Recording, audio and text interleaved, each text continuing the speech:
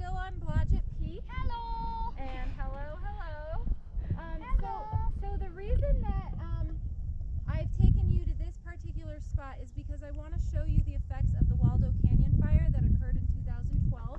So you can see how the fire moved down and really consumed large parts of this mountain. Remember that fire does not move in a uniform way. I'm definitely not a fire specialist, but I do know that fire does not move in a uniform way. So, you know, given the topography, given the wind patterns, fire can move down high, can move in one ravine and not in another ravine. So you can see some variation in where the fire burned and did not burn.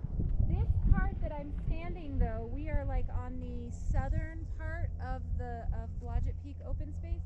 This all did burn, and the point of this video is to show you how Quercus gambellii, gamble oak, really has colonized this area post-burn. So Quercus gambellii is, it's an oak in the Fagaceae, okay, so it's a deciduous tree, but it tends to grow more like shrub-like, which you can see here.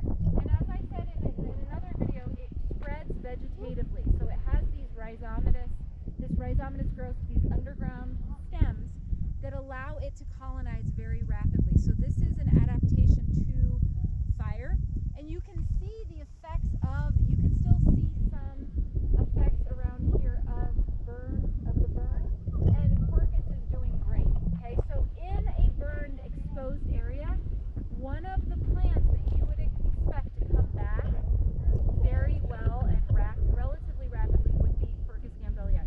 Fun fact, Quercus gambellii is the host plant for our state butterfly, the Colorado hairstream, which I talk about that in one of our lectures.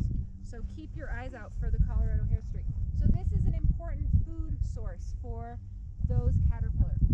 You can also see we are in an exposed area. Remember the difference between north-facing and south-facing slopes, how topography, how aspect affects plant distribution, right? Affects soil moisture, affects different abiotic qualities, which will then determine what type of plants grow there.